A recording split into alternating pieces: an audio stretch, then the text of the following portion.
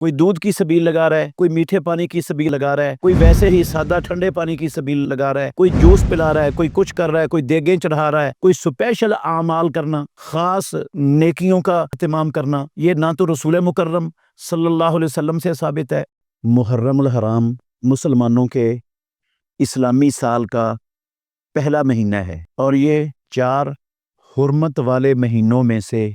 ایک ہے۔ اللہ رب العالمین نے جب سے آسمانوں کو اور زمینوں کو پیدا کیا ہے اس وقت سے مالک الملک نے سال کے 12 مہینے بنائے ہیں۔ ان 12 مہینوں میں سے اس وقت سے زمین و آسمان کی پیدائش کے وقت سے 4 مہینوں کو حرمت والا مہینہ بنایا ہے۔ محمد الرسول اللہ صلی اللہ علیہ وسلم کی بعثت سے قبل بھی لوگ سال کے 4 مہینوں کو حرمت والا سمجھتے تھے، حتیٰ کہ مشرکین مکہ وہ بھی 4 مہینوں کا احترام کرتے تھے۔ ان میں جنگ و جدل، لڑائی جھگڑا، فتنہ فساد، قتل و غارت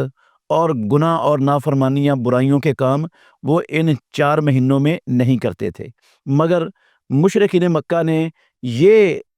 ظلم اور زیادتی کر رکھی تھی اپنے اوپر کہ وہ ان 4 مہینوں کا احترام تو کرتے تھے لیکن ان کو آگے پیچھے کر لیتے تھے۔ جن مہینوں میں جو حرمت والے ہوتے تھے واقعتاً جن کو اللہ نے حرمت والے قرار دیا تھا، ان مہینوں کی بجائے ان میں اگر ان کا لڑنے کا دل چاہتا تو ان کو غیر حرمت والے قرار دے لیتے، اور جو حرمت والے نہیں تھے ان کو حرمت والا قرار دے لیتے۔ بہرحال 4 مہینوں کا وہ احترام کرتے تھے لیکن کرتے اپنی مرضی سے 4 مہینوں کو متعین تھے۔ جو اللہ نے بنائے تھے ان کو وہ اس پر قائم نہیں تھے۔ رسول اللہ صلی اللہ علیہ وسلم کی بعثت کے بعد اللہ رب العالمین نے ان 4 مہینوں کی حرمت کو قائم رکھا، اور رسول مکرم صلی اللہ علیہ وسلم کی حدیث ہے السنۃ 12 شہرا، سال 12 مہینوں کا ہوتا ہے، منہا 4 حرم، ان میں 4 مہینے حرمت والے ہیں۔ وہ 4 مہینوں کی خود رسول مکرم صلی اللہ علیہ وسلم نے نام لے کر صراحت کر دی، وہ ہے ذوالقعدہ، ذوالحجہ، محرم۔ یہ اسلامی سال کا 11واں مہینہ، 12واں مہینہ اور پہلا مہینہ، یہ 3 اکٹھے ہی آتے ہیں، اور چوتھا رجب و مودارا۔ امام الانبیاء نے فرمایا رجب کا مہینہ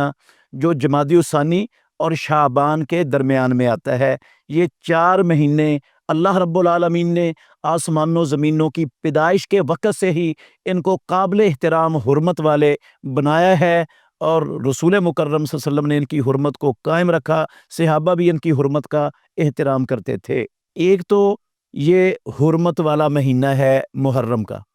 اور دوسرا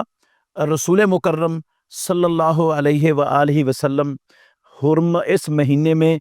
کثرت سے روزے رکھا کرتے تھے۔ آپ صلی اللہ علیہ وسلم کی حدیث ہے، صحابی کہتے ہیں کہ رسول اللہ صلی اللہ علیہ وسلم نے فرمایا افضل الصیام بعد رمضان شہر اللہ المحرم، رمضان المبارک کے بعد نفلی روزوں میں سے افضل ترین روزے وہ اللہ کے مہینے محرم کے مہینے کے ہیں۔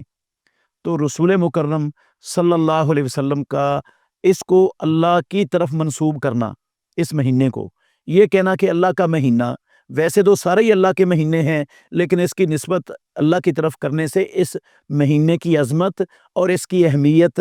بڑھ جاتی ہے، جس طرح بیت اللہ کے سے اس اللہ کے گھر کی اہمیت بڑھ جاتی ہے اللہ کی طرف نسبت کرنے سے۔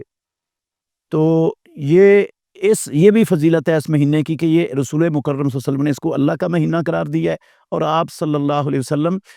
اس میں کثرت سے روزے رکھا کرتے تھے۔ اور اس مہینے میں عاشورے کا روزہ، اس کی بھی بہت زیادہ فضیلت ہے۔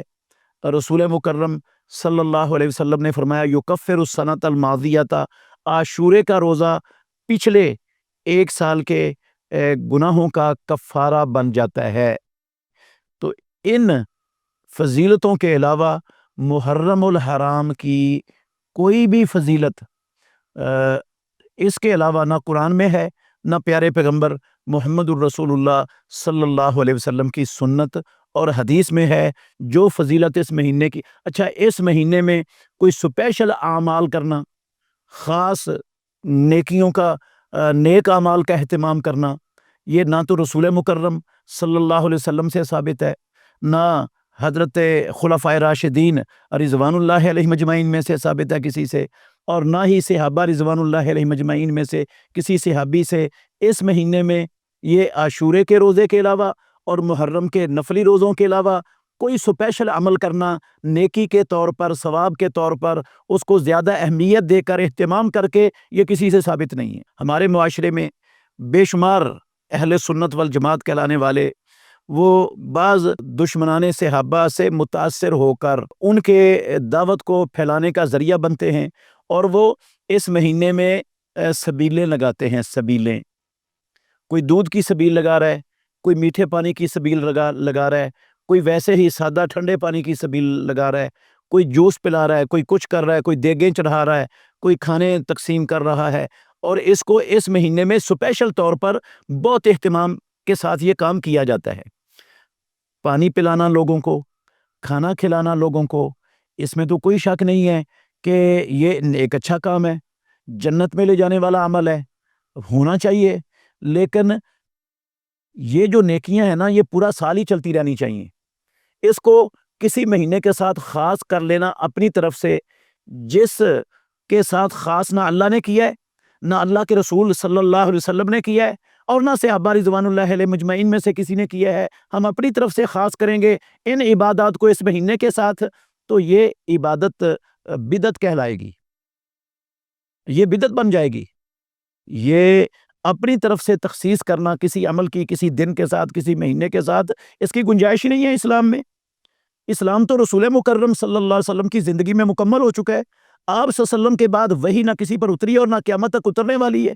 اگر تخصیص ہوتی اس مہینے کے ساتھ یہ کھانے کھلانے کی، پانی پلانے کی، سبیلیں لگانے کی، اور وہ اعمال کرنے کی جو بہت اہتمام سے ہم نیکی اور ثواب سمجھ کر کرتے ہیں، اگر ان کی کوئی گنجائش ہوتی اسلام میں، تو رسول مکرم صلی اللہ علیہ وسلم ضرور کرتے، صحابہ ضرور کرتے، قرآن مجید میں اللہ رب العالمین ضرور نازل فرما دیتے۔ جب ایسی کوئی بات نہ قرآن میں ہے، نہ پیارے پیغمبر کی سنت اور حدیث میں ہے، نہ صحابہ رضوان اللہ علیہ مجمعین کی زندگیوں میں ہے، جن کو اللہ نے ہمارے لیے نمونہ بنایا ہے، کہا ہے فَإِنْ آمَنُوا بِمِثْلِ مَا آمَنْتُمْ بِهِ فَقَدِ اهْتَدَوْا، اگر دنیا والے اس طرح ایمان لائے جس طرح محمد الرسول اللہ صلی اللہ علیہ وسلم کے صحابہ ایمان لائے، تو پھر ہدایت والے ہوں گے۔ اگر سے رسول اللہ صحابہ کے طریقے سے ہٹ کر کوئی اور رستہ اختیار کریں گے تو وہ ہدایت سے اتر جائیں گے، نکل جائیں گے، ہدایت والے نہیں بن سکتے وہ قرآن مجید کے اس فیصلے کے مطابق۔ اس لیے ہمیں روزوں کا اہتمام کرنا چاہیے، نہ کہ جو ہے نا روزوں کے برخلاف اس کا الٹ کام اپنی طرف سے اس کو نیکی سمجھ کر بدعت کا مرتکب بن کر جو ہے نا وہ گمراہی کا شکار ہونا چاہیے۔ اللہ سب مسلمانوں کو حق بات سمجھنے اور اس پر چلنے اور اس پر ڈٹے رہنے کی توفیق عطا فرمائے۔